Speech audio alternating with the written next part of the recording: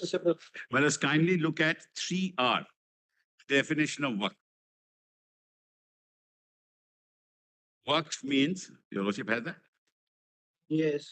Waqf means the permanent dedication by any person showing or demonstrating. You also don't have the bearer? Yes, we got the bearer. So 3R, Waqf means the permanent dedication by any person showing or demonstrating that he is practicing Islam for the last 5 years. Of any movable or immovable property, having ownership of such property, and that there is no contrivance involved in the dedication of such property for any purpose recognized by the Muslim law as pious, religious, or charitable, and includes such and such and such and such. So, therefore, if I want to set up a waqf or create a waqf, I'll have to show that I have been practicing Islam for 5 years to the state. Why would I do? It's my property. Why would I have to do that? If I'm born a Muslim, why would I have to do that? Why should the state be a judge of whether how good a Muslim I am or not? Personal law will apply. My personal law will apply to me, immediately. So, per se, according to me, this, and then, what is that contrivance involved in the? Given that we have a time constraint, I request you to see what Check, sound check. each other. All right. Check. Now, 1, 2, this is- 3, 4, 5, 6, 7.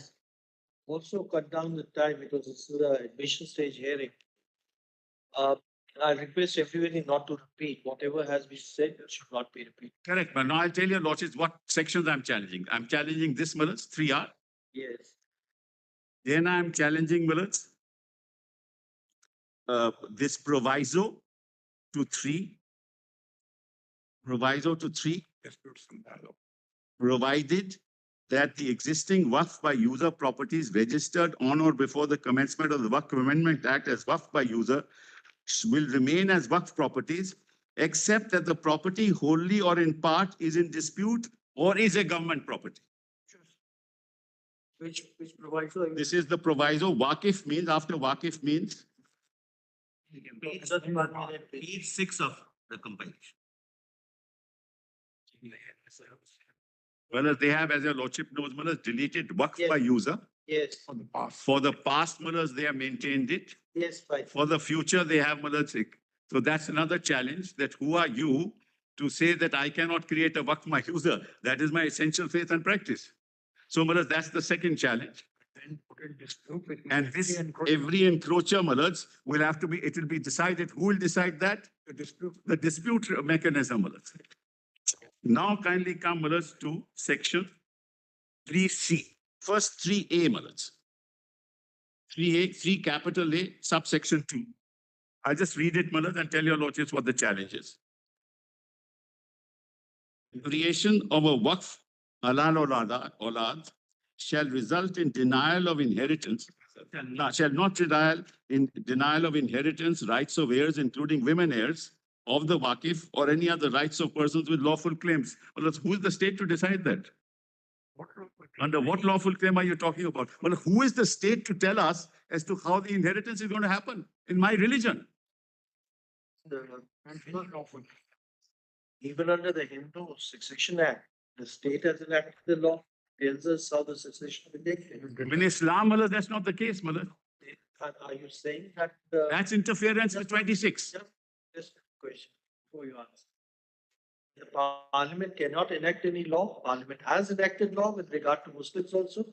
May not be to the same extent as case of Hindus, but it has enacted laws. It has enacted laws with regard. No, I'm not on that.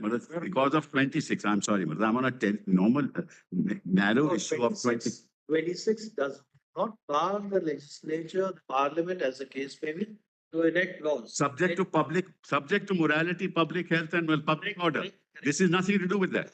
But that's never meant. 26 is never invented either, because 26 is universal. It's secular in the sense it applies across all communities. Yes, correct. So, Hindu Succession Act, Hindu Guardianship and Maintenance Act, so many acts have been enacted. I'm not, please, all right, I'll just move on, but I'll just tell your Lordships why the challenge. Why the challenge? inheritance in Islam applies after death. Correct.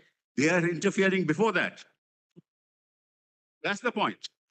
But that's the point only, Mullah. I'm just flagging the point, Mullah, so that there's no Okay, time. fine. So that's point number 2. It's the extent of discretion. Correct. Point number 3, Mullah, kindly see 3C. 3C. In Millard's page 9 of the book that I've given to your lordship. Yes.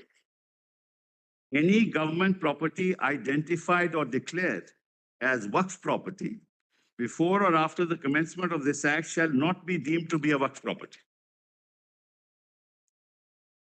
Any property, government property identified or declared.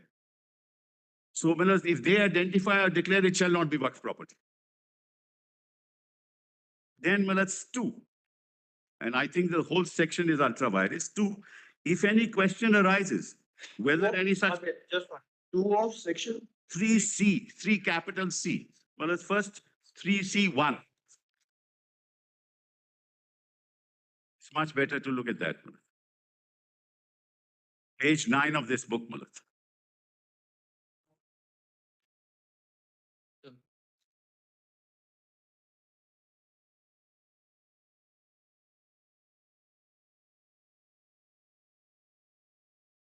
VC1, may I read, Mullah? Yes. It says any government property identified or declared as Waqf property before or after the commencement of this act shall not be deemed to be Waqf property. So, Mullah, they can make a declaration, says this is not Waqf property. Now, see how that is done.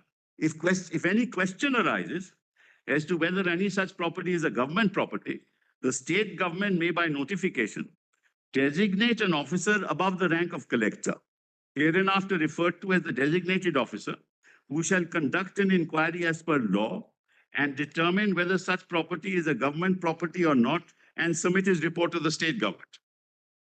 Provided that such property shall not be treated as Waqf property till the designated officer submits his report. There's no time limit. And there's no time limit there. Quite apart from that, Mullahs, quite apart from that, what is that process where the government officer will decide in a dispute between the government and the Waqf that this is government property? You therefore have identified an officer who is part of the government, who will be a judge in his own cause. He is an officer of the government. And he gives a declaration. Identifies and gives a declaration. This is again per se unconstitutional.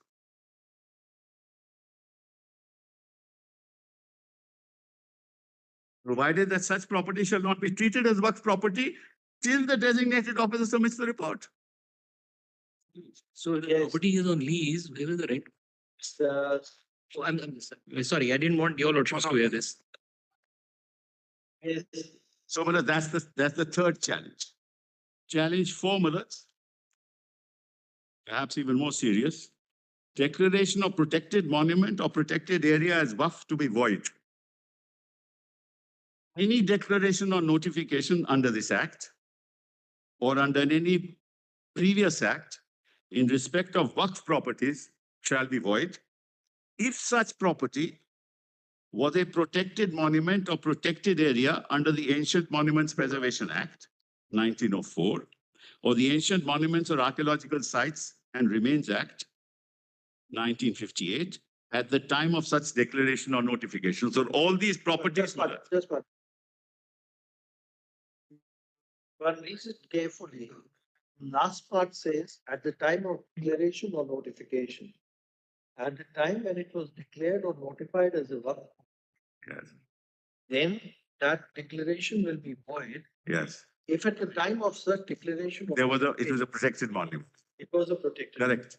But how many of such cases will be there? Because. Any there, Jama Masjid. No, Jama Masjid was a Waqf property but before the. That's correct. So that is a protected monument also then, Mullah. I'm just asking this question. On my reading is probably interpretation in your favor. I see. I'm quiet then.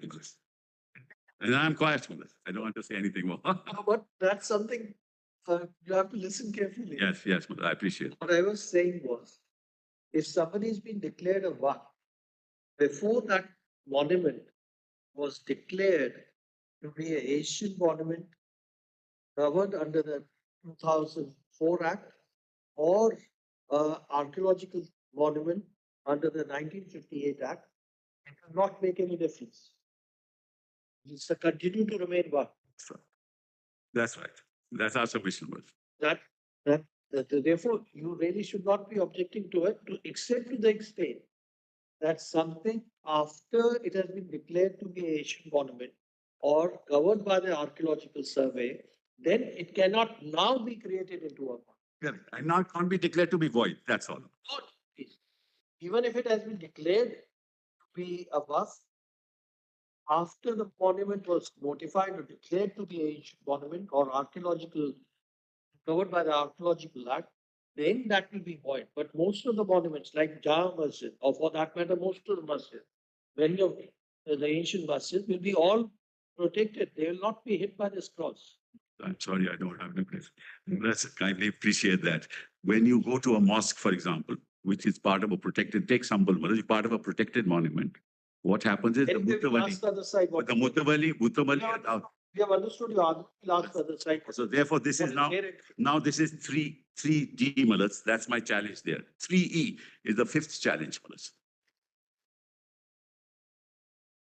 Bar of declaration of any land in scheduled or tribal area as waqf.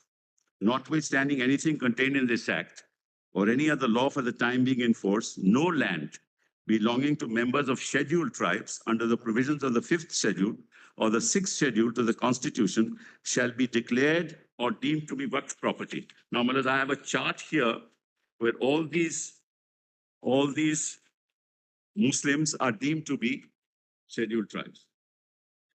Isn't there a lot of laws across India which says scheduled tribes cannot transfer the property except with the permission of the court? That's all right. But see what the extent of no land belonging to the scheduled tribes shall be declared or deemed to be a waqf property. Scheduled tribes have always, as far as land laws are concerned, ownership is concerned, they've been always protected. In fact, some of the legislation. Lordship is right. I'm not. That's right. Which is the right. That's non-tribals. Not to tribal.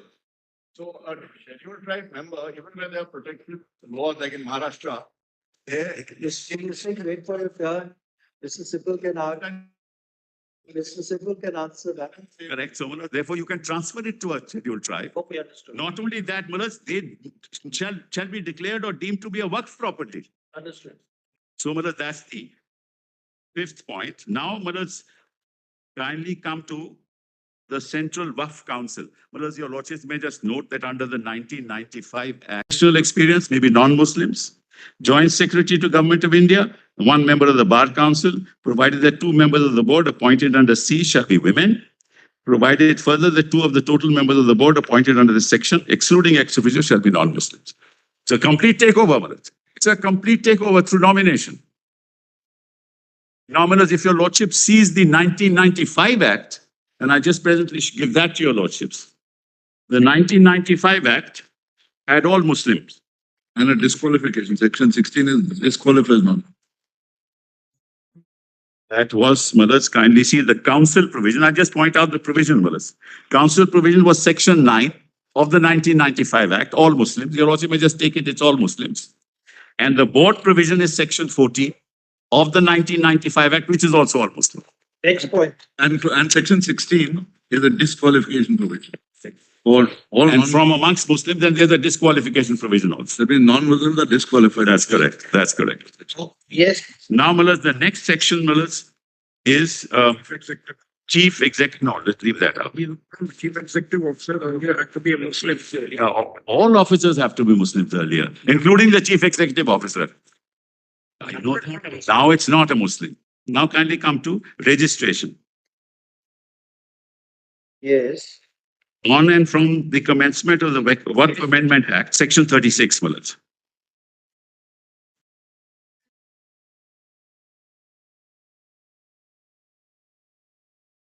Yes.